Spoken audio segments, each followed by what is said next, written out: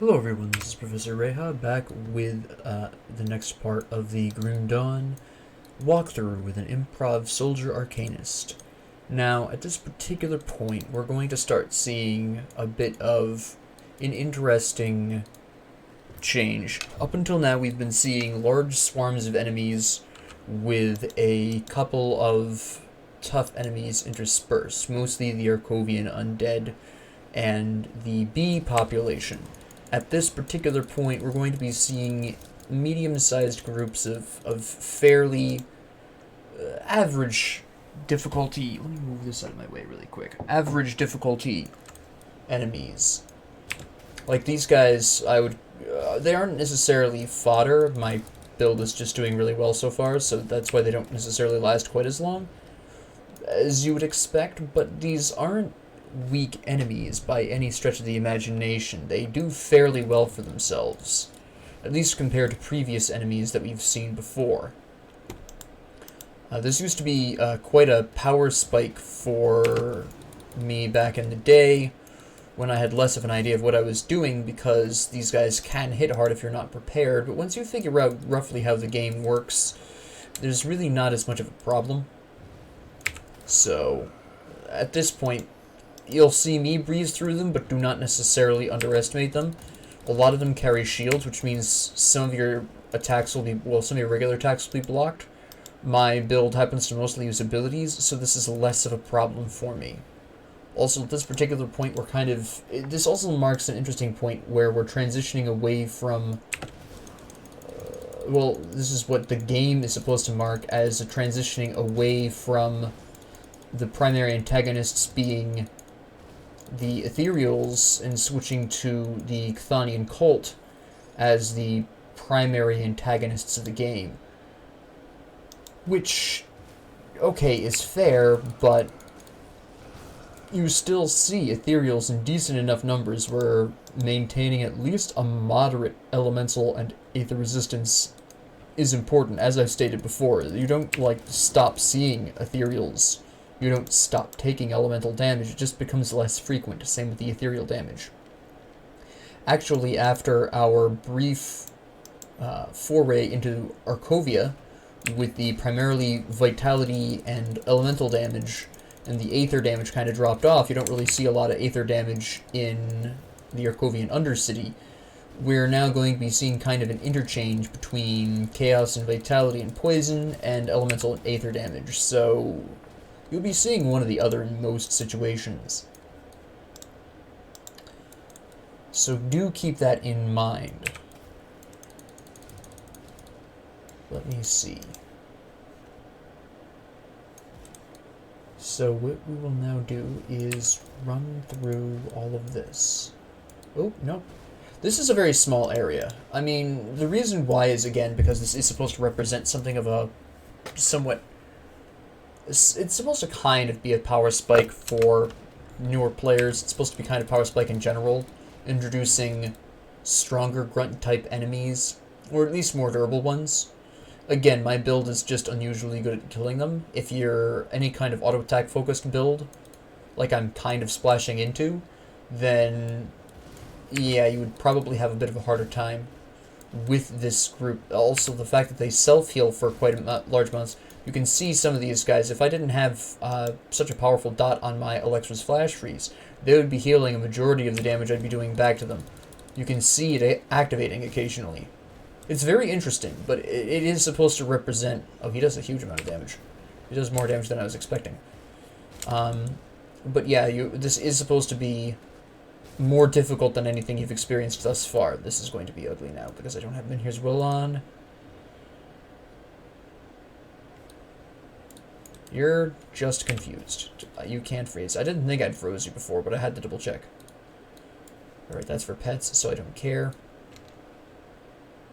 Come here, come here. There we go. And we'll just drop you really quick. At this particular point, with one exception, 1.5 exceptions, I guess, progress through the areas you need to go through becomes a lot quicker.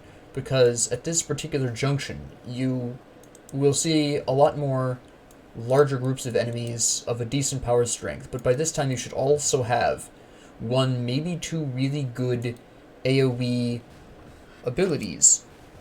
I have Alexa's Flash Freeze. You might use Kalidor's Tempest or something else instead. I don't know. All classes have something that functions really well for that particular role. Now, if you need Troll Bone Crushers, which are used for crafting, this is a great place to pick them up. I was kind of thinking about putting this on, but I don't need the damage types. It doesn't... I'll need the elemental resistance for a little while longer, so I'm not going to replace that right now. So we're just going to pass on that, at least for the moment. It's another pet enhancer, so we just don't care. And we are just going to waltz over here. And just like that, this area is pretty much done. Like I said, this is not a large area, because this is supposed to kind of introduce you to the concept that the enemies will be getting significantly powerful enough that maybe you should play a bit more cautiously. If you've been able to blitz through the game up until now, theoretically speaking, this should be kind of a speed bump for you. But if you have the resistances you need, you know what to expect, you have a strong enough AoE, like I do, it's totally fine. You're not really going to have a hard time here. The main problem is going to be these ground areas that do damage. This is kind of a form of artificial difficulty. It's really just to make sure that you don't progress too quickly through what are otherwise pretty short areas. Like this area I'm about to go through right now is not a long, extended area either. There's quite a decent number of enemies in the area for its size, but that's about it. Unfortunately, I'm not really going to find much that's going to benefit my particular build. These enemies aren't going to drop any kind of monster infrequent that I'm necessarily going to be looking for. I've already passed by a lot of those particular areas, at least the early ones. And it's not going to be until a little while that I'm going to see, you know, some more consistent... I might find a mutant bludgeon of whatever. Possibly. That might be good, but that's entirely random. There remains to be seen on that score. There is a helmet that I might be able to acquire and make use of, but again, that's completely random. We'll have to see. We'll have to see. So we're now going to just... Alright, and that's most of this area. There's a little area over here. There's a very small area. Hold on, I want to actually show you. If you pop right over here... There is an area down there. It's a very small area. There's nothing down there.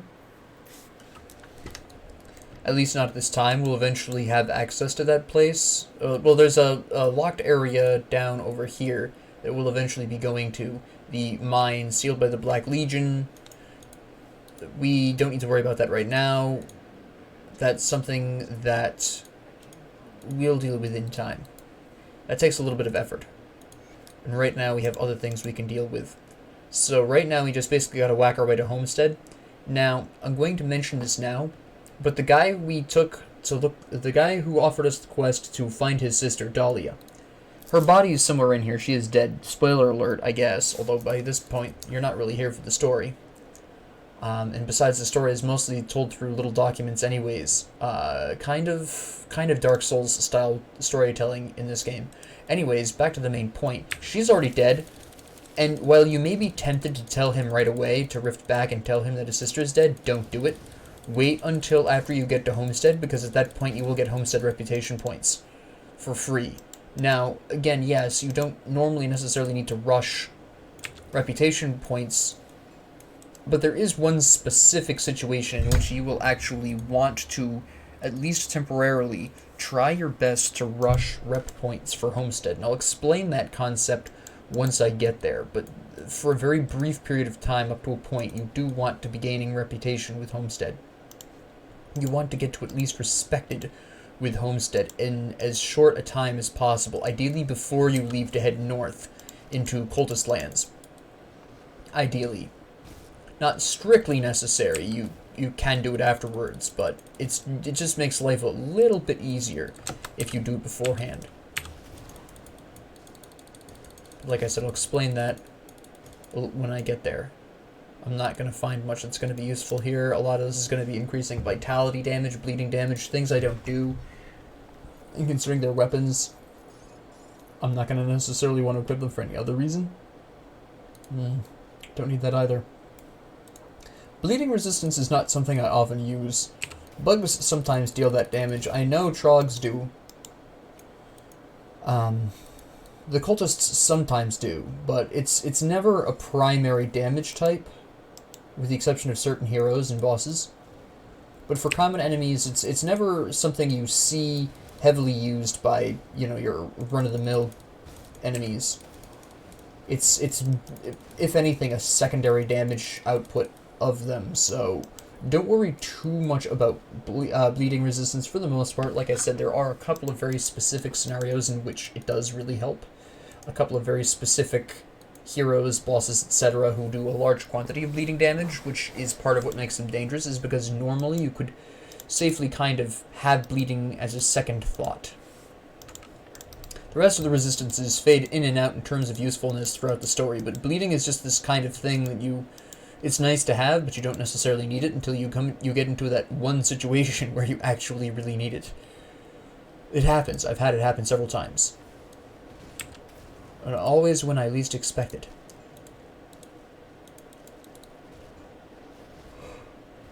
I don't know why I keep yawning. Anyways, so this area, just like the previous two, is very short overall. It seems like it's taking a while, but that's just because of the sheer number of enemies present in the area, and the fact that when the worms die, they leave behind these poison pools, which you just don't generally want to be wandering through. So if they're blocking off an area like this, and your poison and acid resistance is bad enough, yeah, it's gonna slow down your progress by quite a bit. Otherwise, it's just not that large of an area. It's not that dangerous. We have a shrine over here that we're gonna want to grab. Now, occasionally, if you're really unlucky, the enemies down there, you can see them on the right. On the left down below. Will sometimes notice the ruckus of killing those guys and come up in the middle of this fight, which, how much of a problem that is depends on how good your equipment is at the time and whether or not you've been placing your points correctly. It can be a problem. It can mean nothing. There's one guy coming, so we did pretty well overall. But it's something to keep in mind that you could get ambushed by random guys. I've had them come all the way around up to this area before. It's always an interesting time. Keep on going into that shield maiden. Get those shield boosts for the durability. Oh, I can't go that way. Alright. Freeze everyone here. Kill you. Now keep in mind, these guys also kind of self-heal, but they drain your life a little bit with some of their stuff at least. So you do have to kind of you do really want to whack these guys pretty quick. There we go. Take you out. Not a single... I know that says Arcanist, but it really isn't. It does cold and vitality, yes, but overall there's... Well, I'm sorry, it does cold, yes, but it doesn't really offer us anything that we need. This is all pretty much vitality damage. The shields might offer some resistances, but overall that's the only benefit, and the shield we currently have increases our skills, or certain of the skills we're using. It increases cold damage. It gives us resistances. There's all kinds of bonuses to this shield that we have that we're not going to be able to find on any of these vampiric bone walls that the trogs are dropping, so it's really not going to be worth it. Although the trog... This area is really good for the necromancer, shaman, and occultist classes, at least if they're focusing on vitality. You'll see a lot of extremely good in this random one for that's for Oathkeepers, but mostly you're going to find the bone sides, the bone blades, the bone spikes, the bone walls. These are all pretty good overall for vitality-focused shamans, necromancers, pets or otherwise, and occultists. So actually, I've been grinding this area a little bit with the shaman necromancer I've been playing around with on the sidelines in my multiplayer game with my family as a fairly interesting time. And this place is great for grabbing pretty good stuff. I got a really great bone spike here for necromancers. Was it a bone spike? Hold on. No, it was not a bone spike. It was a bone scythe. Yes. It was a bone scythe, excuse me. Not a bone spike. Silly me. Although I did also get a pretty good bone spike as well, so I could freely switch between a pet and a non-pet focused shaman build. Okay, so wherever this guy spawns, Icrix here, Dahlia's body is going to be pretty nearby, so that's really an extremely good indication of where her body is going to be if you are having a hard time finding it. Find where you killed this guy, Icrix the Ravager, because he usually chills out pretty close to the body.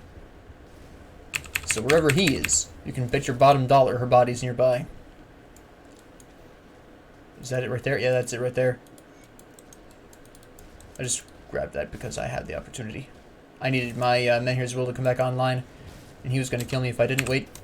Take out your little cronies. Drop Trozans on you. Try to get out of the poison and fail miserably. Task failed successfully. Nope. Oh, man. These little tiny small children things are horrific. There we go. He didn't drop anything useful, which is unfortunate, but that's how it goes sometimes. Alright. We're just going to whack our way through this. My vitality resistance is only 20%, which is why I'm having a hard time with some of these people. Yeah, that's not going to do me any good. I already know that. Just based on the fact that it's a bone blade, it's going to enhance vitality. I just don't need vitality. I have no option to do vitality. Ooh, there we go. Alright, so... And then I'll drop a Trozans on you because I don't think you're going to die naturally. Nope, you didn't. There we go. There we go. And loop around here just to make sure we've killed all the enemies because of this particular point. We're about where we should be. We could probably stand to go a couple of levels higher without any kind of serious issue. I don't think it would cause that much of a problem. But, yeah, I do want to make sure we've killed everything. We've gotten everything we can. We're going to need to be boosting up our damage output pretty soon for larger scale enemies. We have plenty of durability at this point. What I'm really looking to do is boosting my damage output. And that's going to require me upgrading Trozan Sky Shard, Electra's Flash Freeze. The Arcane Will is going to be really good for that. Okay, you are going to be an absolute... Well, my Poison Acid resistance is 48, so you're not going to be that problematic. Yeah, there goes those guys. And here's Will activated. Okay, now Menhir's Will is off, so we need to move a little bit, use a potion. Trozans. Do you have retail? Because I'm... You do not have retail. I'm just taking a lot of damage from your poison. That's fair enough. Alright, good. Almost up a level, so if there's another enemy group that spawns... Oh yeah, there's one. Okay, good. That means I get to hit level 36 before I get out of this area, which means the next area will actually scale to 36 rather than 35, which is what I'm really looking for here. Good. Alright. Now, like I said before, Arcane Will first. We really need that energy regeneration that it's going to offer, so when we grab Maven's Sphere of Protection, it won't slow down our energy regen too much. It also allows us to do a lot more damage. Because, I mean, honestly, most of the time with this particular build, you should be able to maintain a fairly safe level of health, even under 75% health, without that much problem. Now, a lot of players are going to, if you're new, and maybe even if you're an experienced player, you may not know this, possibly, but either way, you may be tempted or in the habit of traveling around and exploring a little bit and heading south into the, what do you want to call that? Into the grove. Into the Jagged Waste and the Pine Barrens. You may be tempted to go south and go into there before getting to Homestead. Do not. Go to Homestead first. The reason why is because the Pine Barrens and the Jagged Waste have a large quantity of beast enemies, and every beast enemy you kill gets rep boost to Homestead. So you always want to hit Homestead before going down there, so you don't lose free reputation points. Now I'm going to explain why getting so much rep with Homestead so early is important, why this matters. Barnabas, the guy with the well and everything, gave you the specific quest of getting to Homestead and asking for supplies. The backstory of this doesn't really make a difference, but what you need to do to complete the quest is get to Respected with Homestead, and then talk to a specific individual, at which point you've completed the quest. But you have to be, the actual condition for succeeding at this quest is to become respected by Homestead. So it becomes very important to get those reputation points up, so that way, with your first character, you can at least get this experience, get the quest rewards, which will help you in the long run, rather than potentially skipping or missing out on it. And then being in trouble because you haven't gotten as much experience and stuff as you maybe could have. While I was over-leveled in the early game, the reason why it didn't bother me too much is because eventually, first, the enemies do catch up to you, as you've seen here. Second, you do want to really try and make your way to level 100 as soon as possible.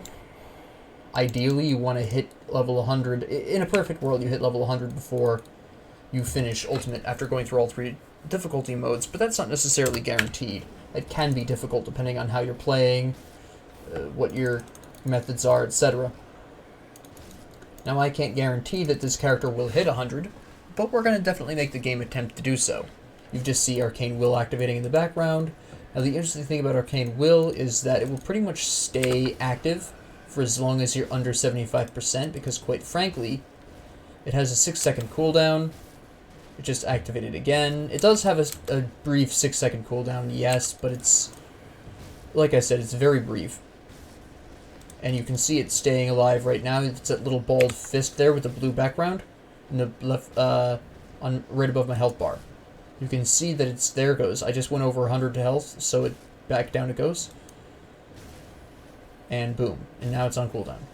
So this particular build in the late game is really good at staying just under 75 health and maintaining Arcane Will for extended periods of time. Get out of here. I have to bemoan the fact that I got a Herald's Mask again. This would have been, if this had been a jacket, oh, that would have been amazing. I'm apparently cursed now. I already have one of these. That would have been big if that had been. There is a way you can convert these, but we don't have that opened yet, so we don't have that option. Now this is actually an interesting piece of equipment that I am going to equip. Now, the reason why I'm going to finally change off the plate harness, the Seraphim plate harness of protection, is because I no longer really need those elemental resistances. There is going to be very brief periods of time that I'll be taking a lot of elemental damage, but those will also expose me to pierce damage. I will also need chaos resistance very shortly. So, I mean, a lot of the beasts in the area will now start to do pierce damage. The Demapterans do pierce. There, down to the south, there are Manticores that do poison and pierce. There are Briar Thorns that do pierce and bleeding. So there's some of that like burst of bleeding that you'll see. And then after that, you have more Grobbles who do pierce with their crossbows. It's just finally that this really works. It offers me a little bit more armor. I get lots more cunning, and have a percentage increase to armor. Counter-Strike I'm not currently using, so that doesn't matter. Get some physique. It's just a really excellent piece for where I'm at. So that's fairly nice. This is just basically a stronger version of the armor I just unequipped. I do actually do elemental damage. There is a lot of cunning and spirit on this, but I really want that chaos resistance and that pierce resistance. It's going to really pull me through, but then I'm overcapped on pierce. That is true. Keep that for now. I'll keep it in my inventory and see what my pierce resistance does with other pieces of equipment. Okay, that's empty. Good. Yeah, that's just a weaker version of the piece I just picked up. But I do like that chaos resistance. Okay, so what we're going to do really quick is grab these journals really quick. Come on, there we go.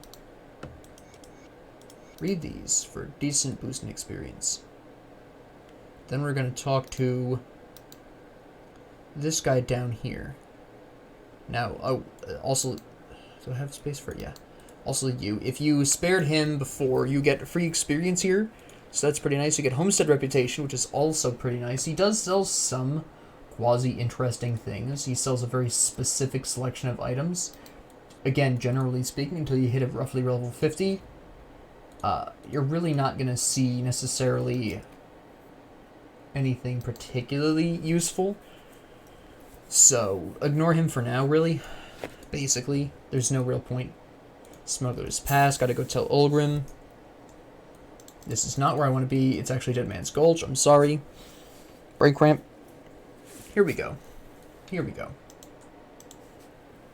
Again, don't tell the guy his sister's dead until he's in Homestead. Alright. Now, back to Homestead.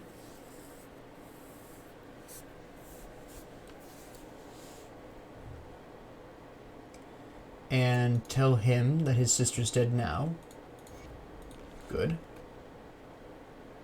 And then we continue on with our normal daily lives. Alright, so we get a whole bunch of requests. Alright, so I'm going to crack open the map really quick so you can see what I'm talking about. What we're essentially going to be doing is we're going to be going to the Rotting Croplands, clearing that out of all of its various nasties, complete a couple of quests along the way, get a decent chunk of experience. I'll probably hit 37 at that particular point. We will then go south to the Jagged Wastes and the Pine Barrens, probably not this episode, but next episode. Clear out the Pine Barrens and the Jagged Wastes, delve slightly into the Conflagration for a completely different quest, and to really test out our Aether Resistance, which mine is mediocre at this point. And then when we're done with all of that, then we're going to push north up to about Fort Icon, stop for a moment, complete one last side quest, and then push forward to the first finish of the game, is roughly how this is going to go. So we are getting quite a bit closer to the end game. I use quotes on that because this does not include the DLC. We want to keep this piece of armor for now, until we decide what we want to do with it. Herald's Mask we don't need. Store some stuff. And then, oh, I guess talk to you while I'm in the area. You're just going to tell me to go get the cannons and the Conflagration, which doesn't make a huge difference. Now, this was something we stored for its Vitality Resistance, but this current piece is better. The Chaos Resistance will help us just as much. I did not want to put that in there. Chaos Resistance. Now the question is it time to switch to this? Short answer is not yet. Not until we've done...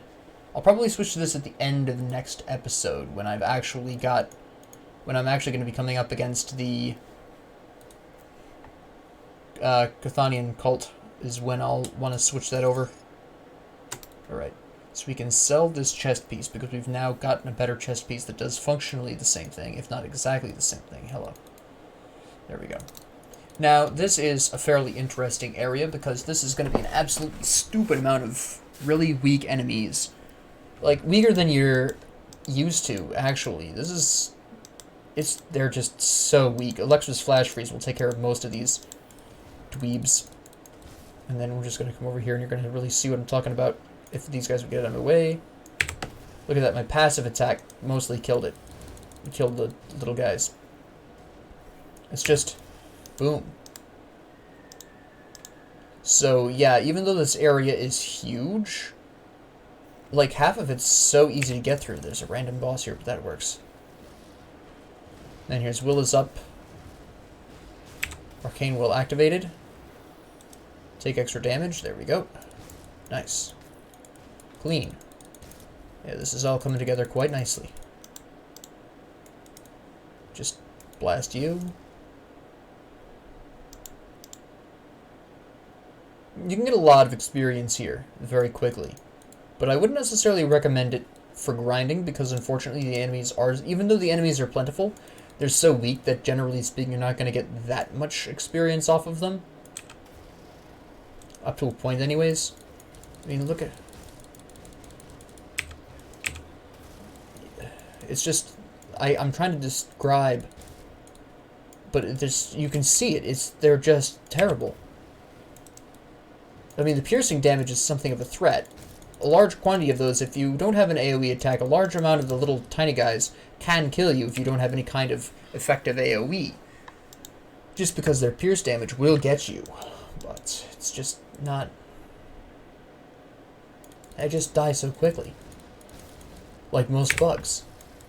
Especially to most elemental damage. Bugs don't really do well with elemental damage for the most part, I've noticed. A lot of heroes this time. I'm being fairly lucky here. So I'm pretty happy with this because this will really help boost up my experience rates. Get out of here. This is a great place to grab stuff for Nightblades as well. Ooh. Interesting shoulders. Vitality resistance. Aether and Elemental. Vitality resistance. That vitality resistance I'm going to go in for. Absolutely.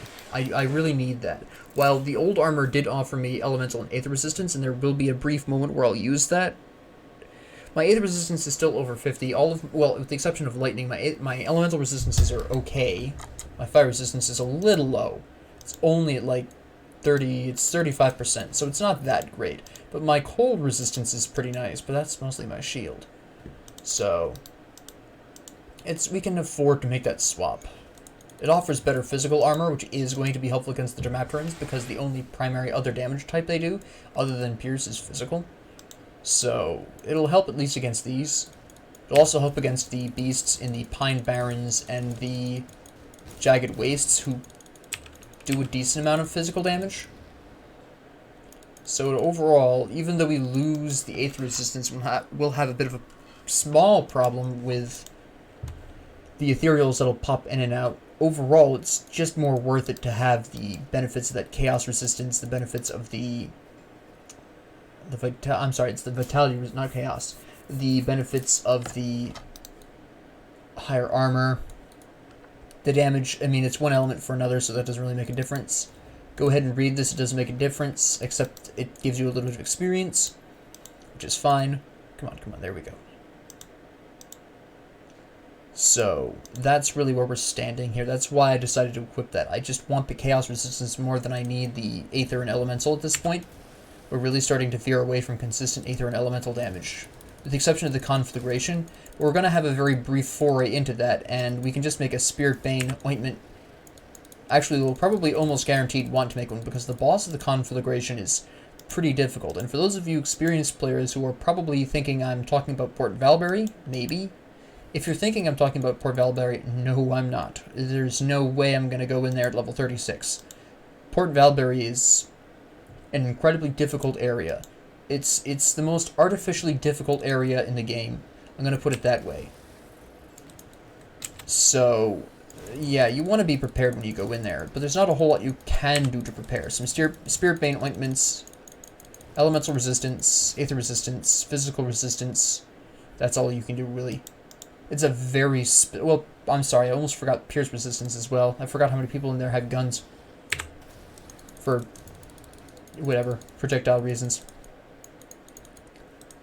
Just take care of you before you become even remotely interesting. Alright, we're going to take a brief detour down here. Hello. This will serve as kind of a warm-up to what we can expect to see in the Pine Barrens and the Jagged Wastes, is the kind of damage these guys are doing. So if you find yourself taking a lot of damage in this small area, you need to readjust your resistances. Pierce resistance is nice, but my current one offers me chaos, and I'm going to need that more. I'm jumping the gun very slightly on chaos resistance, but I've discovered that in my hour of need, the equipment that I actually need isn't going to drop, so if I don't equip it a little bit ahead of time, I'm not going to equip it at all. I learned that the hard way. This particular character has just been cursed with the... what was it that I was trying to replace? I'll probably remember later on, like when I'm trying to sleep. I needed Poison acid, that's right. I took something off that had poison and acid resistance because I assumed that I would find something else by this time, actually. Well, before this time even, and I never did. Now, we're going to be coming up across a little kind of miniature side quest that actually will merit some explaining for those of whom may not know how this works. It's a bit of an odd quest. It requires dynamite. You're gonna want to keep your dynamite on you. At least the dynamite you naturally find. I do have an emergency stash of dynamite in my transfer stash, but I'm not going to use it for this character because, again, I am pretending I'm a fresh new player, so I wouldn't have access to that if I was a fresh new player. Are you going to die from my... Nope, there we go. Okay. So we pop this open. And we're going to talk to a little girl. Her, specifically. Callista. Now, this is a very specific quest. This ends 2 ways. Technically, it ends 3. First off, you can just leave her here, which does nothing for you. Second off, you can give her some of the top answers and teleport her to the camp we just passed through, literally a minute ago. Teleport her there, she'll kill everyone there. If you don't want spoilers, you're watching the wrong series because this is a walkthrough. Walkthroughs mean spoilers automatically, so... Anyways, she'll kill everyone there, and then you get to fight her there. If you do the suspicious answers down at the bottom, which logic dictates would be, you know, a classic response, then you fight her here and nobody dies except her. My fire resistance is pretty good. Many Here's will activate. I'm not that worried about it. Oh, you're doing chaos damage. I don't have enough resistance for that. I only have 29. So yeah, thinking about her whole story. Oh yeah, I'm a girl alone. The cave collapsed and now I'm alone. What? No, that's generally not how this works. Alright. Now you'll notice I engaged before Arcane Will fell off again. And then here's will activate again. There it goes. It healed me past the point where Arcane will function, but that's okay because Arcane Will got me exactly where I needed. That was not... Okay, not quite exactly where I needed. There we go. Close, close. And there you have it. Turtle shell is 10. Very nice, very nice. Now I want you to actually... Let's take a moment to talk about this just a second. Notice how much more damage absorption it has. It started out with 500 for reference. And this is only at 10 out of 25. This gets better. This is why I love this. It's absolutely amazing. It never fails to amaze me. We might go into this guy.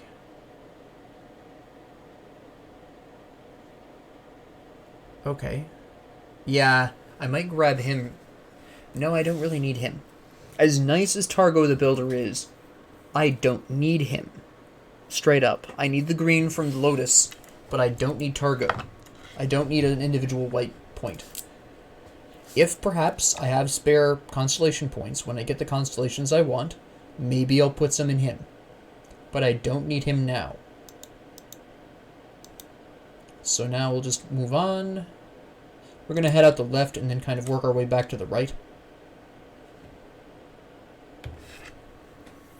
We're really not going to have much of a problem blasting through a lot of this area. And then we're going to see some spurts of Aether. This is one of them.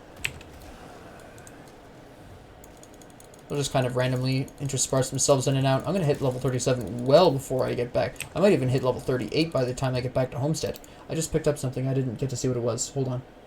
I thought it was a pendant. Might have been this. That's not it. That's okay, but it's not really something I need right now.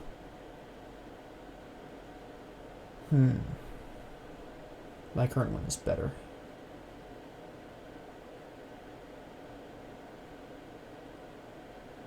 Yeah, we don't really need anything there. Okay. This would be interesting if I was going with a physical focused. This actually is fairly interesting, actually, in a completely different way. this could be, or at least a stronger version of this in future, could be extremely useful if I do wind up going completely into cold. I do the Star Pact, and I'm looking to go with that cold physical combination.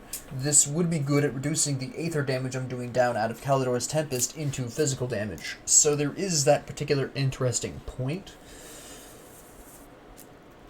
That I'll have to keep an eye out for a better one of those in higher difficulties and see if I can maybe find something that'll suit my purpose slightly better. But for now, I don't need that. I just don't have any aether damage that I'm doing. It doesn't make a difference.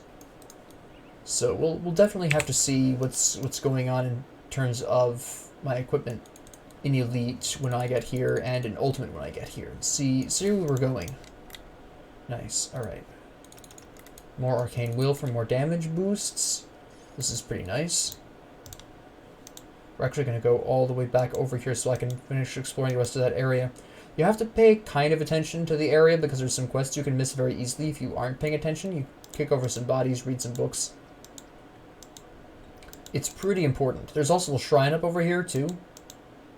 But you do want to pay pretty close attention to the buildings very specifically. Huge group of dudes. We're just going to come over here so we can get everyone. Notice that they barely did any damage to me because my piercing resistance is so high. Most of y'all will die. Yeah, there you go. One single Trozan for you. And yeah, I thought it was going to be Nightblade. It's just, even if I, like, all that piercing damage that I just don't do, there's a whole lot of slots wasted on Nightblade stuff.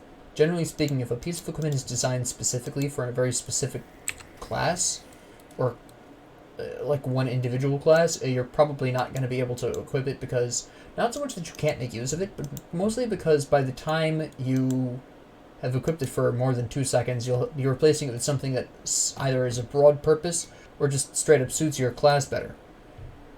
So it has to at least do something in favor of you, or some damage type of yours to really matter at that point. We're almost done with the Shield Maiden, then we're going to go on to Locust and get some pretty sweet healing boosts, and I'm very excited about that. That's going to be pretty big. That's going to drastically increase our sustainability, or survivability, I guess would be the better term. Sustainability is more... I'm using Smite terms again. Smite. A completely separate game in a completely different genre. Does not belong here. Alright, so... let me see. Have not found the last will of a dead man. I can't remember his name off the top of my head. Blast through this. Clean. I froze this guy down here. Hello. Take care of you really quick. You're just dead. That's fine. Oh, here we go. Clear this out. Walter's note. That's nice.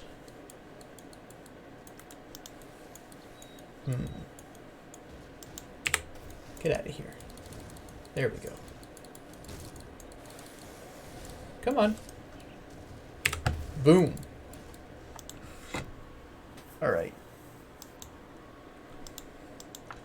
And trash more bugs.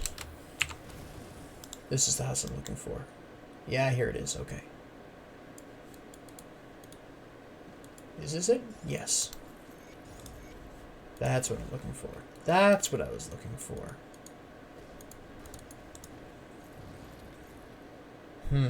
Nope.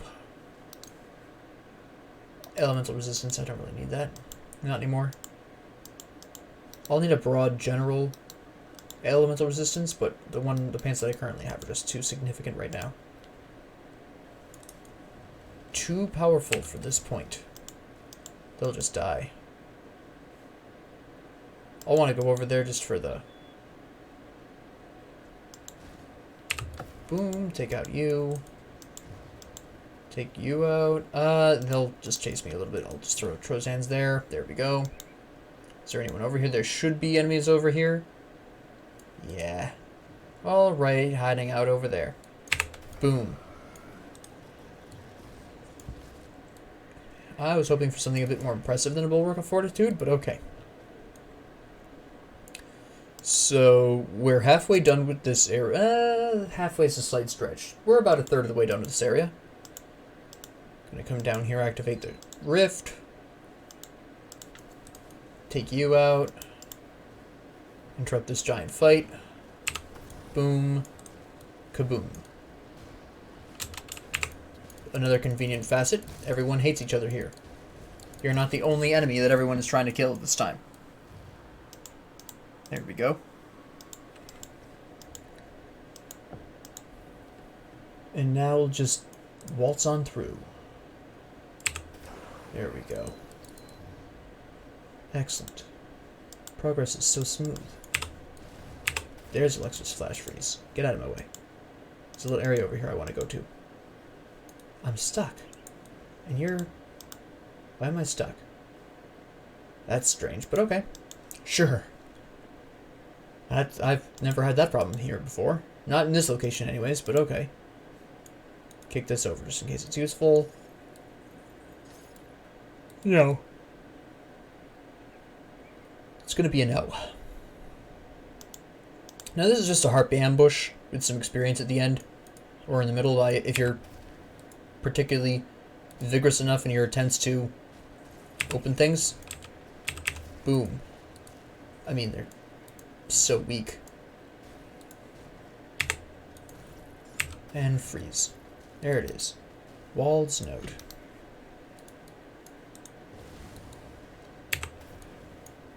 And yeah, a lot of this is not going to be worth it. You do elemental cold fire, attack speed, not enough. You don't do the right kinds. Elemental is nice and all, but I'd rather have cold at this junction. So you're out again.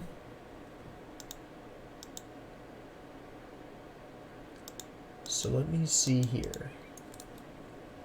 Drop that on you. Waltz in here, whack you guys. And take care of you really quick. Nope. If that was chaos, I could probably use that to boost up the nifty little sword that I got there from that skeleton chaos dude in the temple. I cannot remember his name off the top of my head. I'm so bad with names. Honestly. It's terrible. Oh wait, there's multiples of you? My goodness. There we go. You don't care about freezing, apparently. Alright, we'll play that game. You don't want to freeze? I'll just end you then. That's fine. And we'll just waltz over here. Cover the outskirts first. Take care of this. It's a good place to look for Arcanist stuff, though, if I was using a two-handed gun. Those guns that they use, they do drop occasionally. And they're for Arcanists. I believe they increase Arcane Will, if I remember correctly. I'm just wandering here, clean this up. Come on, guys. There you go. Oops. Shouldn't have wasted my cadence blow on that. I didn't notice. I didn't pay attention. I didn't pay enough attention. I'm just going to come up here, dynamite this, open and complete the quest. Do that. Boom. I know we've already finished that. Take you out. There we go. Excellent.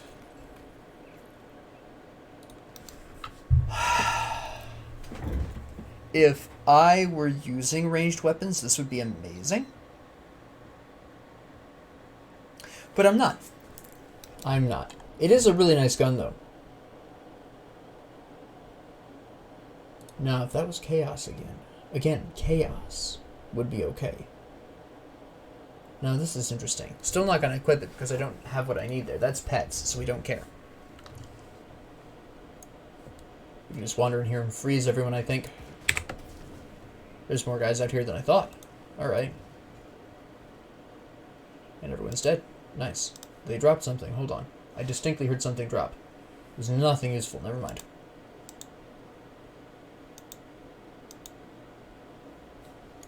Then we're just gonna come over here. Blast you guys. I can tell by the name Wormwall that that's a two-handed weapon, so we are just gonna move on with our lives. Take you out. This is, you can see how just quickly I'm breezing through these enemies, and that the only reason it's taken this long to get through the area is just the sheer size of this area. Which is understandable given that these are supposed to be fields, so it makes sense that they'd be this big. But yeah, it does take a little while to walk through here. If you had movement speed enhancing items, which I've been very unlucky and have not gotten any of, then this would be a completely different story. But, be that as it may, I don't have them, so we're just going to have to run very slowly. A totem. Alright. Take out some of these guys over here first. I thought he was going to keep on going, but he juked me. He outwitted me. I'll give him that one. That's my last energy potion, so this is going to be fairly okay. I don't have anything. By the way, if you hold down the mouse button, if you, like, open your inventory after holding down the mouse button to attack, you'll keep attacking while your inventory is open. One of them was... I think I killed one of them. Hold on. I did not need you guys here.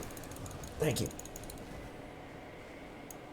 That's what's damaging me. My chaos and vitality resistance are still not high enough to withstand that really consistently. I'm out of energy. There's more big guys. Okay, we're going to have to do some interesting times here.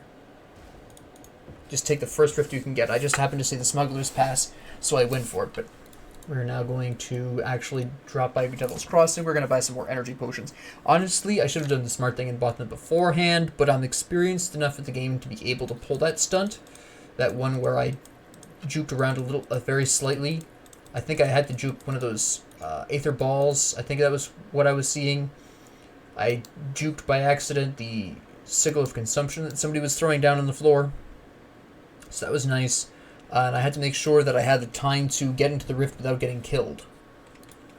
Very good time. But if you are a newer player and you haven't done that kind of juking around before, okay, really? I know how to fix this. We auto sort. There it goes. If you're a newer player and you haven't really, done that before, then either practice on weaker enemies, practice slipping into a portal, rift, excuse me. I almost forgot to buy my energy potions. Practice slipping into a rift under fire with weaker enemies that you can afford to, not get killed by. See how many hits you take, and then see if you can get that down even more. Run around a little bit to, distract them and everything. Otherwise, if you don't want to do that, you don't want to practice, or you're just really insecure about your ability to dodge, buy the energy potions first. Now you're thinking, and correctly, by the way, you're thinking, what if that had been skeletal gargantuans? I probably would have been doomed. I have a tendency to take risks I don't really need to, as you may have noticed. It's slightly inhibiting, but it's a good time. Keeps things fresh.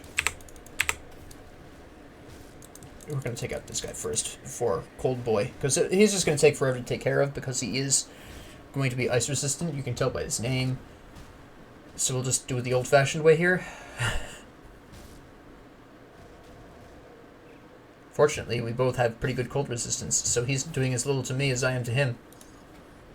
Cadence is just elemental damage, so that was why that punched through. Nope, nothing we need. I don't do poison damage, and I don't have the option to. A lot of this is not... Hello! Hello! That's a good belt recipe. That's a good wisdom.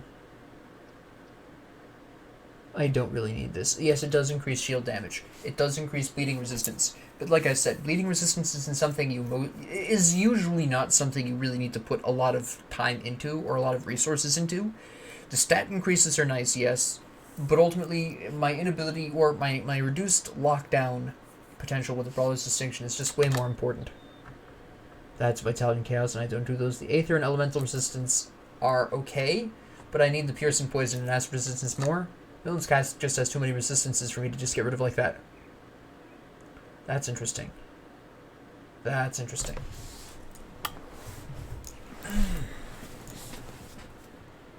I'm ultimately going to say no to this piece of chest armor, although it was a little bit close.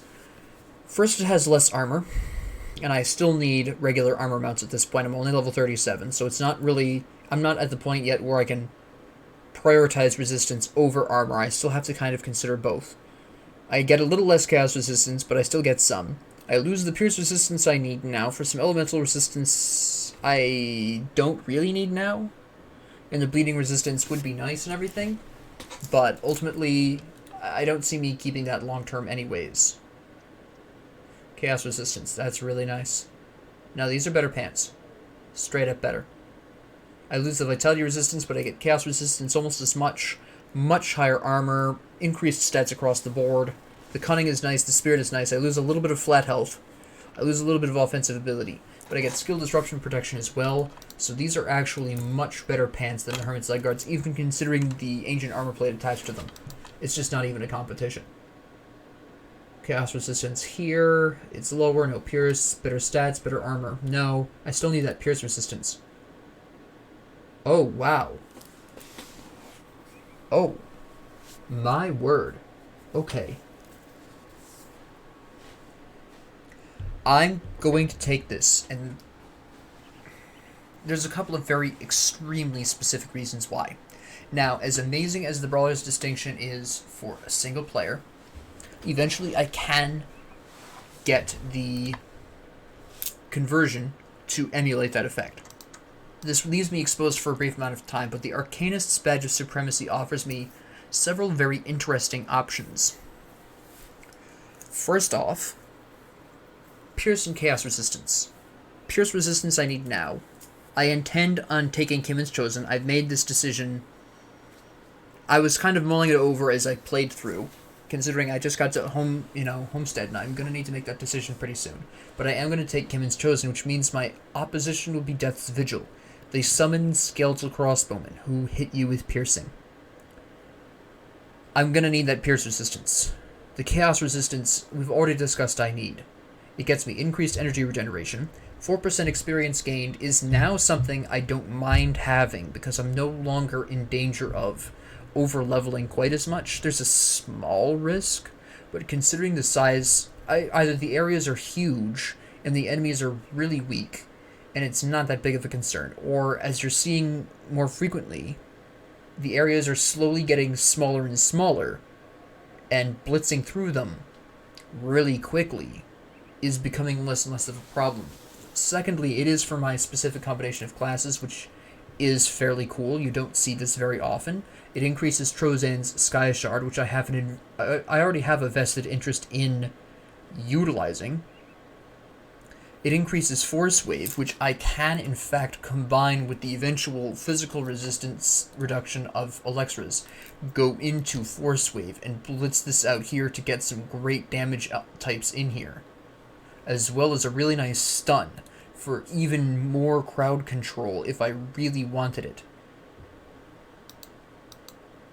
It just flows really well with the direction I'm taking my current build. So yes, we will be equipping that. That is absolutely fantastic. It really is. It's just the chaos resistance is the only thing I could possibly want, but the other resistances on this are just so big. I still am not replacing Milton's Cask. I still haven't found anything worth replacing that with currently. This is interesting chest armor. If it had another resistance, if it had just one more resistance, preferably Chaos or Vitality, I would totally equip that. But it doesn't, so it's not worth it. Vitality and Chaos, I don't do that. This is a weaker version of that sword that we got from that guy. That I don't do pierce damage right now, so... Alright, so we have that very interesting conversation. Now, what I'm actually going to do... This changes my idea for my build very slightly. I'm going to whack through these guys while I formulate it in my head. Alright, yeah. Hold on. Don't talk to me, Arcanist. I don't care. Oh, you're all just dead. Alright, so what my plan currently is... You already knew I was going to go to here, and then I'm going to go to the Maven Sphere of Protection for the defense. I'm going to push out to Frozen Core and Absolute Zero. Once I have these two, I switch back, I boost up Force Wave. All the way, I think. And I'll probably grab Decorated Soldier, I'll probably grab Veterancy, I'll probably grab Shield Training while I'm passing through. Probably. And we'll, incorporate a little bit of physical damage, see where we're at that point, and then just kind of go all out. Whether I go with Star Pact as my final ultimate ability, or whether I go with Olrin's Rage, or whether I go with Menhir's Bulwark, or is it Bulwark? Yeah, I'm not sure yet. Oh, hello. That's it. This is what I was talking about. This is the helmet I was talking about. This is big. This is pretty big. This is actually huge. Okay, first off, Pierce resistance, great. For now. The elemental resistance, okay. It's okay. Like I said, we'll be seeing elemental damage kind of fade in and out throughout the experience, throughout the remainder of the game, so there'll be times when it'll come in handy, and there'll be times when we really don't care. The health and physique are really nice. Physical damage retaliation is okay. Interestingly enough, Warcry is one of my favorite skills, and easily one of the most damaging skills in the soldier's repertoire, because I'm going to actually pick this up really quick and show you. I mentioned this briefly earlier, but Warcry does a 33% reduction to enemies' health. It's higher than I remember it being. 33% reduction to enemies' health is a pretty big percentage. Yeah, when they're low on health, it doesn't matter so much, but it's still a pretty big deal. Furthermore, more crowd control, reduced resistances, and disruption. Physical resistance down. It's a pretty big stinking deal. In light of this, we might do a switch. No, I don't think we can necessarily afford a switch quite yet. My weapon and my shield still are too in favor of the cold, although it might be worth...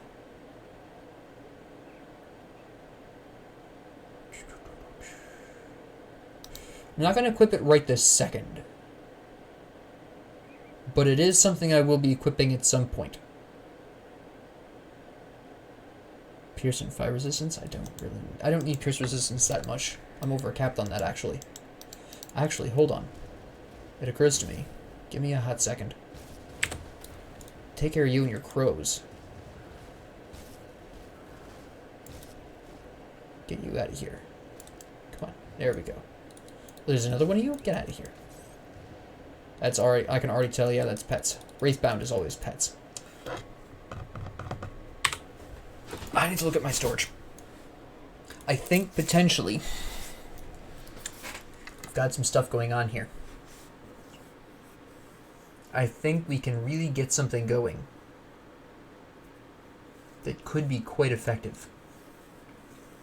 Carlisle, my friend. Oops. This shield. Fire burn damage. Okay. Blitz. Yep. Blindside, which I believe is a... Yeah. That's for Blitz. We have this sword. Uh-huh. I don't really care about that right now.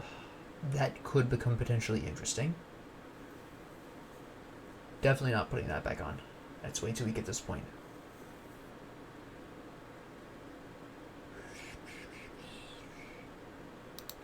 Not yet. Not quite yet. I want to see... I'm not quite at the point where I'm ready to swap out of the ice. There's just not enough going on here that merits that change yet. I'm going to want to keep the Brawler's Distinction, though.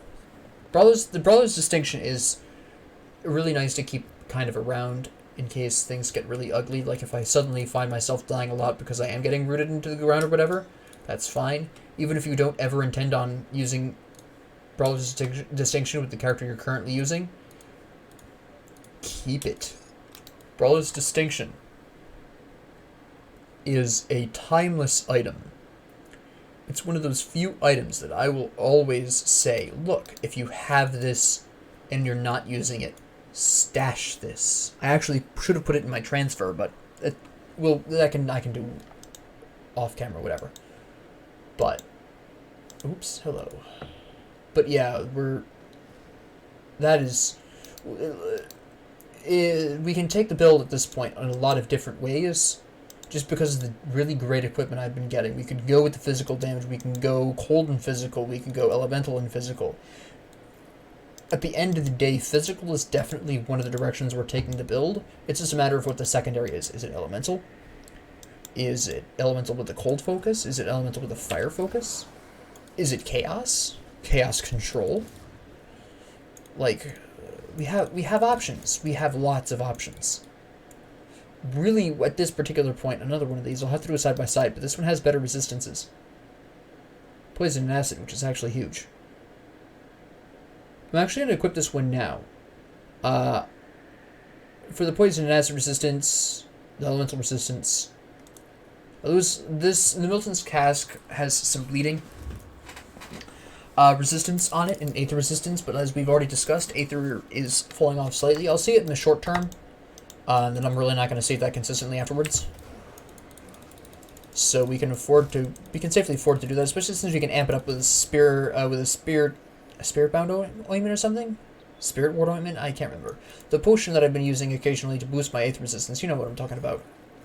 I can't remember the name of it. It's the spirit something. I can't remember if it's spirit bound or spirit bane or something like that. I think it's spirit bane, actually. It seems right. That makes sense. Take you out. Come on. There we go. You gotta watch out for these guys. They're kind of hard to hit. And they randomly pop out as scarecrows. Like, not all scarecrows are necessarily gonna... At least not every scarecrow that I have seen has had them pop out. Like, a lot of them do, but not all of them. Can I actually hit you from here with this? I can. Nice. I wasn't sure if I could see over the fence. The vision range in this game is a little wonky. Sometimes you see things, sometimes you don't. Hello. Come on. There we go. Activate that energy potion. This is really mostly aether damage here. A little bit of elemental. Some poison. Like a little bit of poison, but not that much. I'm getting a lot of the stuff that I don't normally get that increases soldier here. Mostly it's stuff that I don't necessarily need though, so there we go. Oop, there we go. I didn't realize there was that energy there. Okay, we've fought all of these enemies before, so there's not going to be any surprises here. Boom. And they'll just freeze to death. Now the tough fight, and what I'm going to want is Spirit Ointment for, because my aether resistance is only 30 odd. 37% specifically. And blast you, we're fine. Nice cadence slap there. Blast you with that. Blast you with that. We are so going to hit a very delicious 38 before we get back to Homestead. These guys are scaling quite nicely though. These guys are 39. For grunts, that's pretty good. So theoretically speaking, I'm probably slightly under-leveled. Because these people are pretty consistently 1 to 2 levels higher than me. I'm actually going to go in here and clear these guys out. There we go. I was going to say, open the door. Richard. Come on. There we go. And we're just going to freeze, actually, because there's also guys coming out over here. Aether Crystal. Aether Crystal. I'm going to take a small risk and open the rift inside of here. We're going to go back to Devil's Crossing. We're going to craft a Spirit Bane Ointment, I believe they're called. Now, don't be afraid. Oh, no. Like, we're only going to use one of these. Well, probably only one, but they'll be... We will be needing to use another one of these for the conflagration. It was the Spirit Bane. It is the Spirit Bane Ointment. Wrathstone. There we go. Spirit Bane Ointment. There we go. But we'll be needing... Oh, I had one already, but I would have needed to make some for the conflagration anyways, so it's not really a problem. Either way, I would have needed more. I didn't have enough. Activate this, and in we go.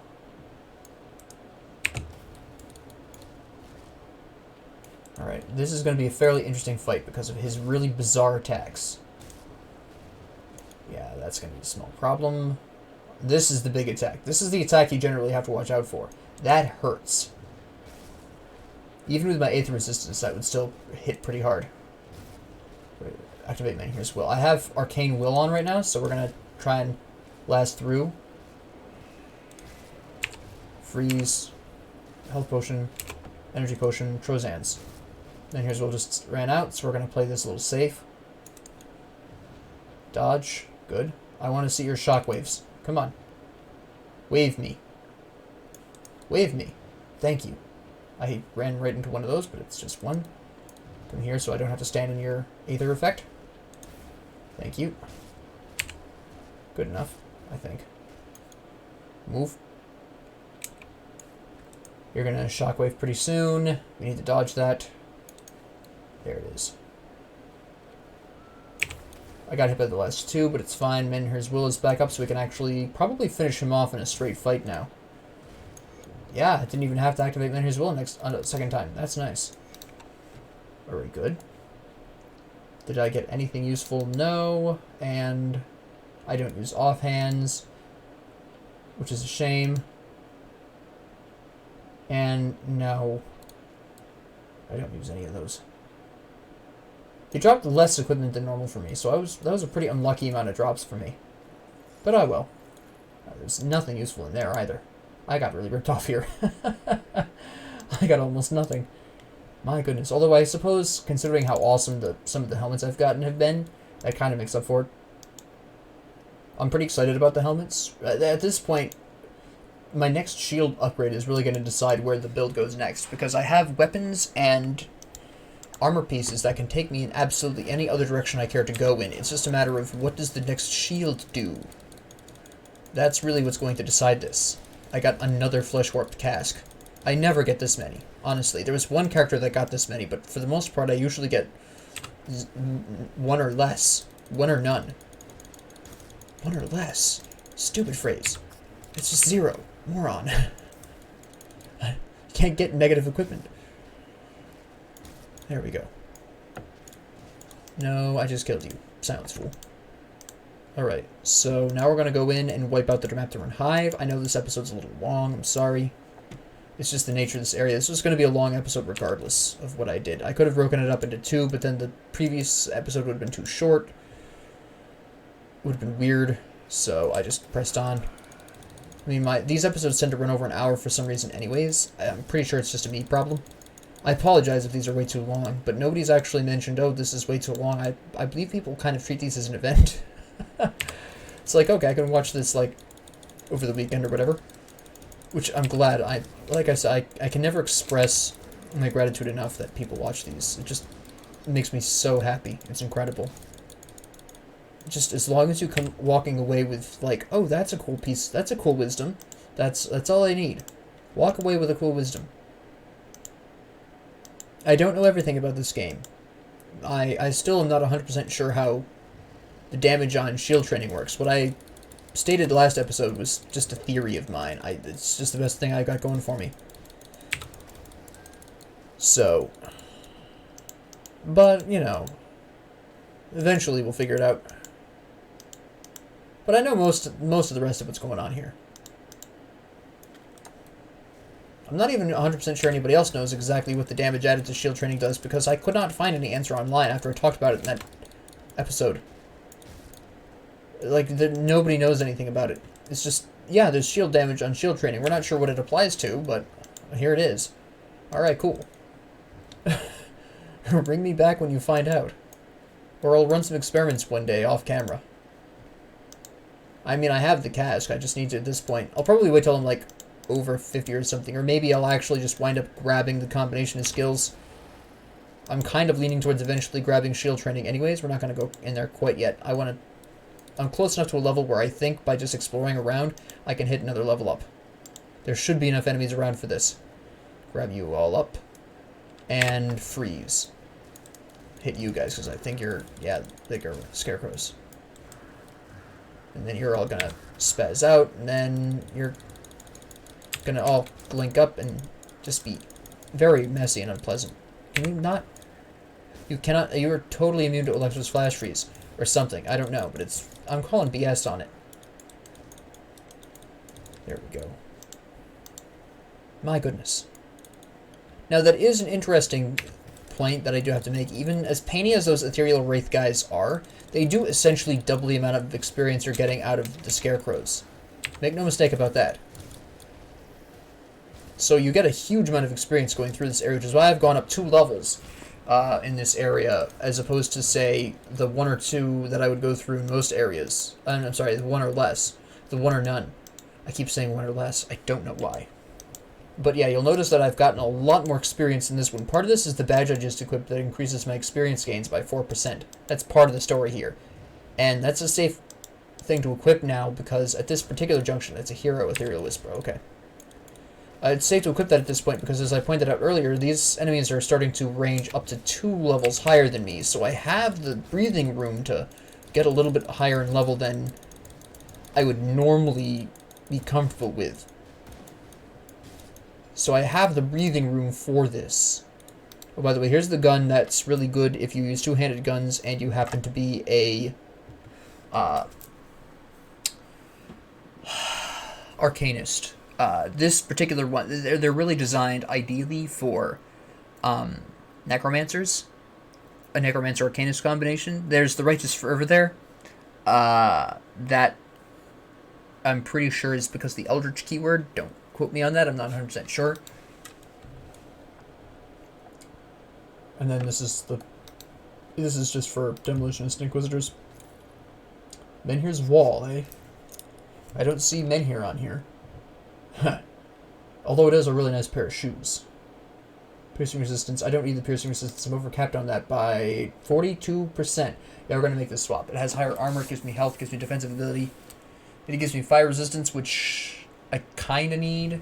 Not that much. I need lightning a little bit more. Poison and acid resistance, which will help me after this point. Bleeding resistance, which, like I said, is something you never mind seeing, but you never want to focus on. That's the best way I can describe bleeding.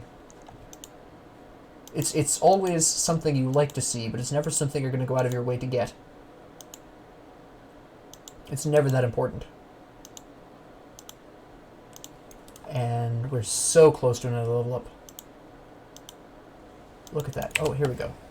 Wait, you guys weren't here before. And then we're just going to blitz through this small area over here of darkness, and then we're going to go into the hive, and we're going to whack the Dermapterans. That's a quick... Unless I die a whole lot to the queen, that's a pretty quick fight. Quick trip through that area. This area is definitely like the marathon of this act, as I like to call them. More Arcane Will, and then we'll start going into Maven's Sphere and take even less damage. And that's a good time. There we go. There should be just a small extra group of enemies tucked away. Maybe some loot. Gotten some pretty good loot here so far. You guys will die automatically, although... Yeah, there we go. Just make sure. Just make sure. We're going to pop up here. And you guys are an easy wipe. And then we have you. Yes, you can do that. Don't lie to me. There we go. Excellent. And just clean up the last of this area. Just make sure we're not missing anybody that could drop something useful. You just die. Can I? I can freeze you through this. That's interesting. They didn't drop anything, so I don't even need to bother. And there we go. Not even a problem. They're just gonna die. Oh wait, he did not live. Never mind. I thought he was gonna survive. He didn't. We're fine.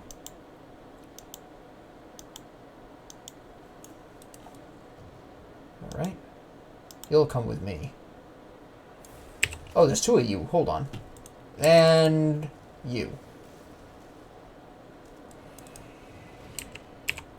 You activated Menhir's will. I reflexively used a health potion, too, by accident. There we go. Alright, now we're going to just wipe the hive really quick. There's only 2 big threats in here, honestly. A lot of this is going to be really easy. Oh, wait, there's this... we'll leave it. It's just going to be sold anyways. We have plenty of money. Now that I've said that and cursed myself, I'll probably try to build something and not have the money for it. Just you wait. I'll be like, I should have picked up and sold that slicer for 600 iron bits. It's going to happen eventually. Somebody will probably be like, yep, here it is. It'll be a compilation with like 2 years from now of moments Reha cursed himself. I don't need that slicer. 10 episodes later. I wish I sold that slicer. I tend to curse myself like that. It's a pretty good time. Always keeps things fresh. Never frozen. There we go. It's just so compact here. Luxus Flash Freeze dominates if you just have vision on everyone. Just pop down here. You don't need to technically go down here, but like I said, enemies have been popping up to level like 39, so I can afford to at this point, which is kind of a relief. If you've ever been over-leveled before, you'll understand the relief I'm talking about, that you don't have to really worry so much about being too strong for an area and having your drops suffer as a result. They're up to 40 now here. Okay. Okay. So I have even more leeway, which is good. I, for a brief second, thought I was out of energy potions. I was like, wait a minute. Nope, we're fine. There we go. I don't know why I bothered using Trozans on that egg.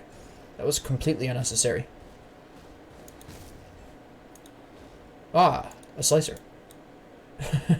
We can sell that. Okay. Now, I need the cask. This offers me more damage. I'm sorry, not more damage. More armor, sure, but my health and resistances are going to take a fall. And Warcry is always worth investing in. That is a skill that carries really well into the late game, regardless of what I'm doing. One of my favorite skills in the set.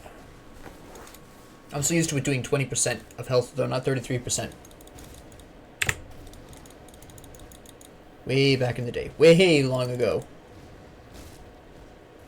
I could sing a song about how long ago that was, but that's copyrighted. We all know how everyone feels about DMCA. No. And Warcry. That's a helmet. And not as good as the one I have. So, we're going to take a pass on that one. We're going to stand next to these and see if they pop. This one didn't. These guys go. And let's see what these do. These popped. Goodbye. Alright.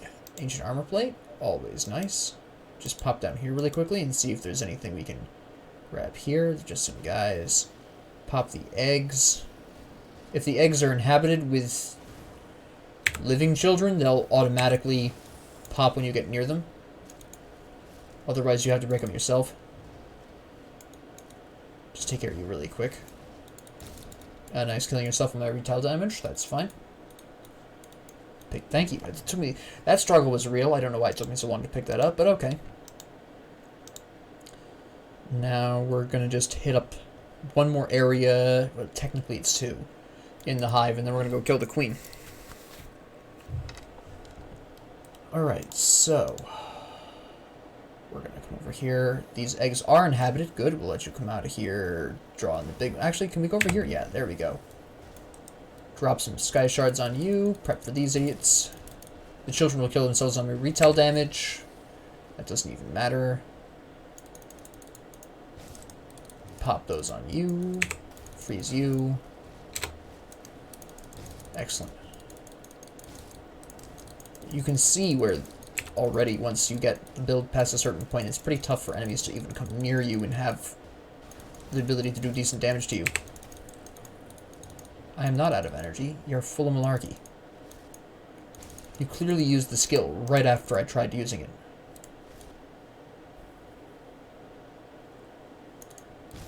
Alright. Oh, you both popped. Alright. Bye. Nice. Alright. Can't go that way, so we'll go this way. Can we slip around you and hit more people with Elextras? Yeah, this is easy. Come on. There we go. And boom. And there we go. These are not worth it. The resistances go down too much. The armor is not as good. Not at all worth it. Not at all worth it. Hello. Okay, now this is a conversation. It really is. Okay, so ultimately, this is a fantastic shield. Vitality resistance, which we will establish we're going to need. Elemental resistance will crop in and out. Bleeding resistance, not bad. We are not overcapped on bleeding. This will overcap our cold and fire, but we lose the ice.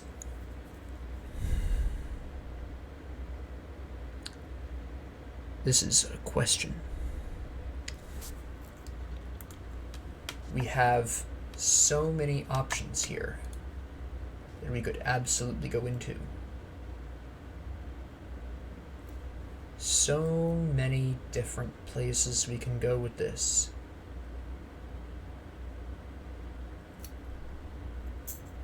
Ultimately, we could...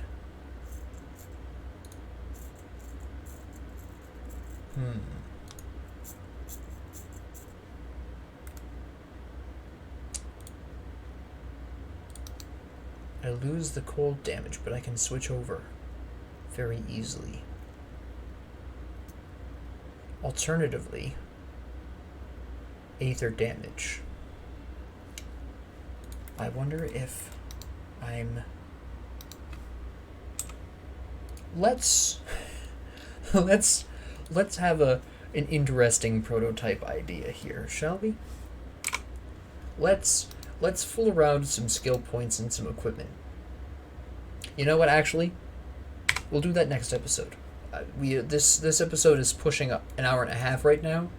I'll fool around with this next episode because I'm not gonna converting to a different build right now or after the Raptor and Queen isn't gonna make a difference. Whether I do it now or later isn't really gonna matter either way in the long run. Maybe she'll drop something that'll change my idea a little bit anyways, so I'll wait until next episode. We'll talk about that at the start of next episode. That way this episode doesn't run to like 2 hours, which is not what I want to see here. Just really don't want to see that happening. So, yeah, that can wait. That can wait. But yes, I do intend on equipping that shield. I have a really interesting... I'm going to go with that chaos. I'm going to go with that chaos. And we're going to see what we can do with that. If it doesn't work out, I'll switch back. Okay, we're friendly with Homestead. This is fairly important. We are friendly with Homestead, which is excellent. This is great setup, because by the end of next episode, if everything works out the way it should, we'll walk back into Homestead respected, which means a decent boost in experience that the enemy levels are proving that I can benefit from with no regrets. That's a two-handed axe, so we don't care. So, next episode should be fairly interesting from that aspect. What was that? Handguards of Perdition. I already know that's not going to be useful because that does chaos and poison. It does neither. It's just for specifically Oathkeeper and Occultist. Just elemental resistance. I need the Pierce and Aether resistance in my current gloves more overall. Chaos resistance. Boy, I like the resistances on my current one better. I'm gonna pop down here and go into this little room here really quick.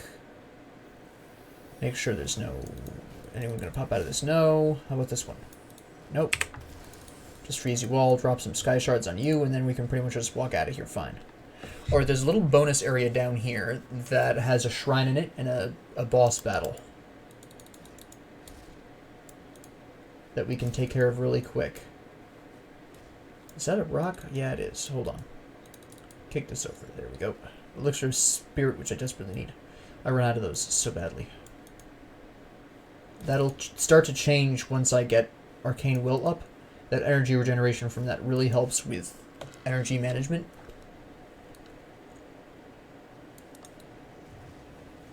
And boom. Blast this out here. There we go. My poison acid resistance is so impressive. It's actually capped, so I don't even need to worry about poison and acid that much. A lot of these guys I don't need to worry about right now because my vitality... No, I'm sorry, my chaos resistance is high. My vitality could stand to be a little higher. That's going to cause me small problems against these guys, but overall it's not going to be that big of a deal. They don't really do that much in the way of chaos damage, if at all. They do vitality and poison acid for the most part, so we're actually going to activate the Desecrated Shrine first so I can Alexis Flash Freeze everyone. The Albino Cavern Crawler I think is cold resistant. Maybe. Activate that health potion because I'm going to be standing in poison for a good long time. And these other guys are doing various things. There's Menhir's Will. Freeze. Finish them off. Boom. Beautiful. Oh, the children killed me.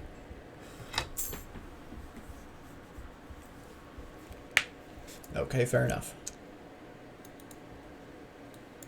That's a quick walk, though. I already have a rift in there, though, so that's fine. Whew. I was really briefly afraid that this is going to take me forever to get back to, but nah, I have a rift right there.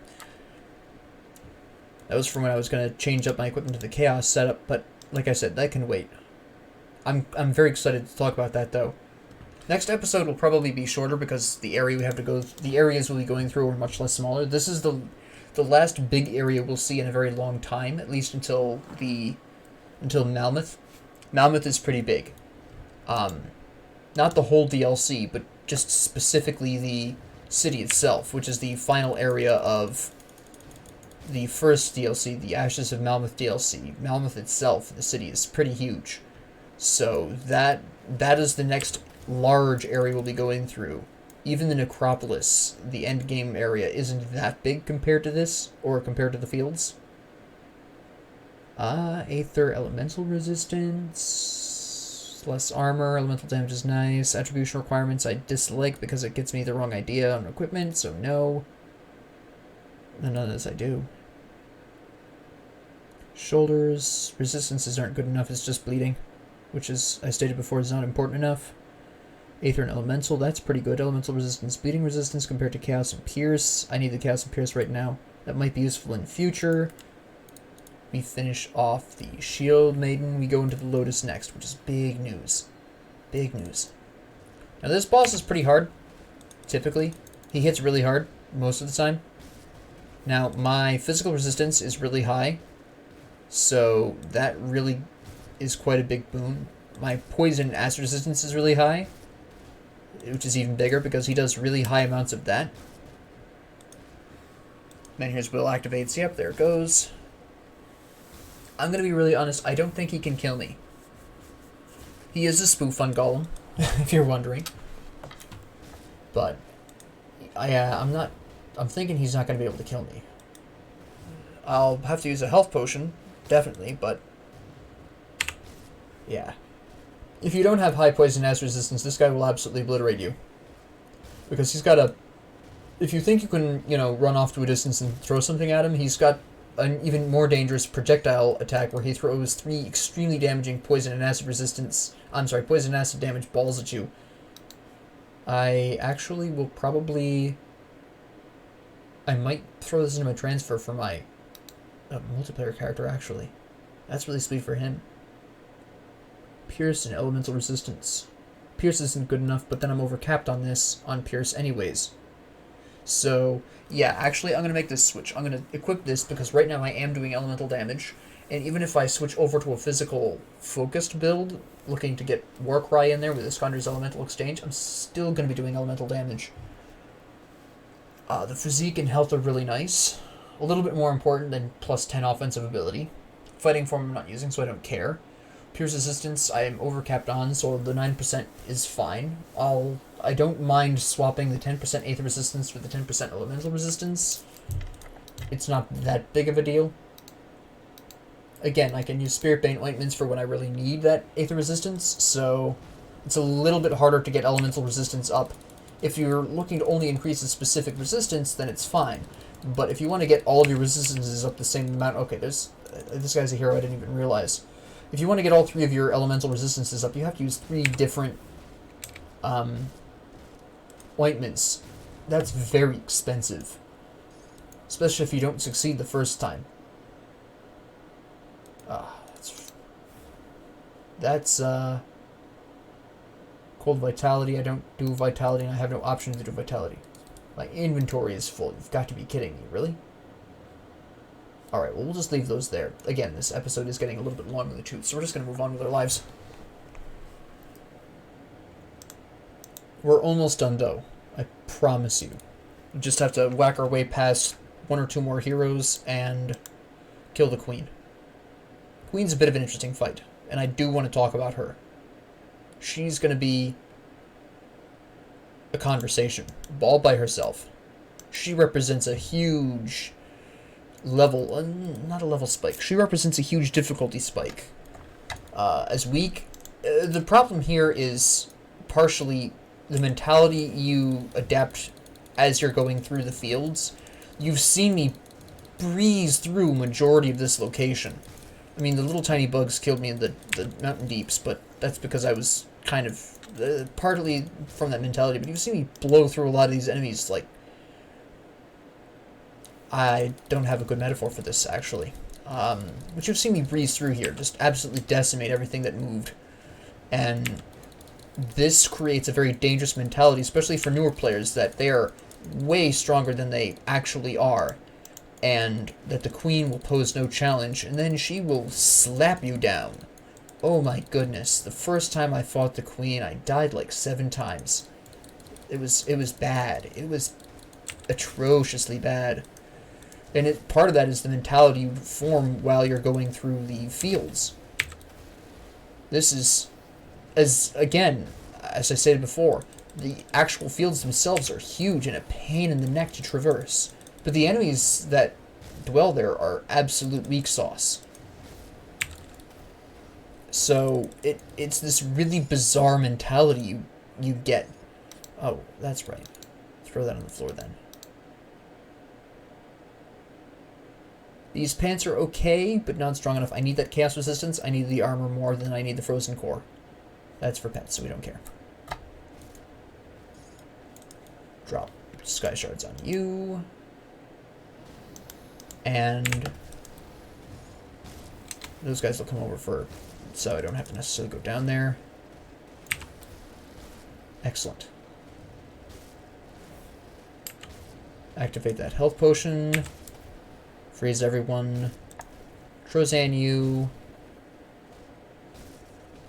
And you're done. Good. Just want to make sure there's nothing... Nope, there's nothing of value there. It's a 2-handed weapon and a slicer I know I'm not going to need. And down we go. I'll have to fight the Queen.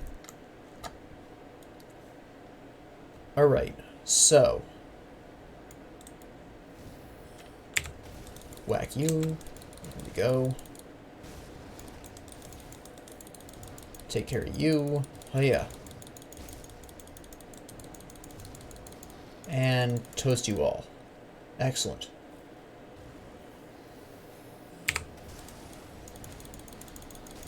There we go. Just want to take care of the cronies first. Activate that health potion because we are standing in a lot of poison. We're going to want to fight her. There we go. Now, whether or not you want to fight her up close and personally or from a distance depends primarily on what your resistances look like. My physical armor is pretty good, but you can see she's still tearing through my health. She is a full 6 levels higher than me. She's typically going to be. She scales pretty high. You can see her tearing through my health decently well. We're not going to engage in dodging. She's just going to constantly spit disturbingly long-range poison balls. We're going to run over here. This is actually the more difficult version of her to fight. She transforms, she cuts off her abdomen in the back there. She cuts that completely off of her. She's stuck right now, so she's glitched, which is fantastic for me. This means basically no resistance here, which is great. I'm going to activate an energy potion while I got a hot minute. There we go. This form, where she becomes mobile, it actually hits less hard. So much less harder. It's that first form that'll get you. Easy. And then we just, at this point, it's just a slapping match. The rocks are only a problem if you're got really bad physical resistance. Really, it's going to be the stacking up of the sheer amount of damage she's dealing here. I'm not going to quite have enough to be able to box her completely, but it's going to get pretty close. Alright, now we run. We run a little bit. Get that Constitution in there. Again, one of the few times where I really appreciate the Constitution feature. Okay, Menhir's Will is back up. Arcane Will just came back up. We're going to activate Menhir's Will. There we go. And you're done. Now I just wanted to pop this open, see what's going on here. Nothing. Kill this guy here. Probably some guys down here. Yes. Now, what I'm going to do is open the chests here really quick, see if there's anything I want to talk about. But otherwise, what I'll do is I'll go back to Homestead, report the quest, finish the recording, and then pick up the stuff and sell it off camera. Because you don't need to necessarily... You've seen me sell stuff before. There's not going to be anything new there. We've already talked about most of the equipment that I want to talk about, and we'll finish that conversation at the beginning of next episode. So, we don't need to go down that hole. That just gets you back to the entrance. So we're just going to go over here. Sell a handful of items so that way at least I'll have some space. No, we have enough space here. I'll probably sell that gun really quick, but that's about it. Go to you really quick, sell the gun and this axe. Report this in. Alright, so really quickly slap this here. Alright, so I just want to check Homestead. Okay, good. So that's going to be it for this episode. It was a little long. I apologize for that. But thank you all very much for lasting with me through the episode. This is going to very likely be the longest episode in the series, because that's the single longest area in the game. And at this point, we're only level in our late 30s. We don't have quite all of the skills to wipe out large swaths of enemies that we'll have in Elite and Ultimate. So with that being said, thank you all very much for joining me. Thank you all very much for being so supportive. If you have any questions, comments, concerns, ideas, suggestions, whatever, lay them on me in the comments. I will read them. In the meantime, thank you all very much for watching. I hope you had a great time and learned some great wisdoms, and have a great 24 hours.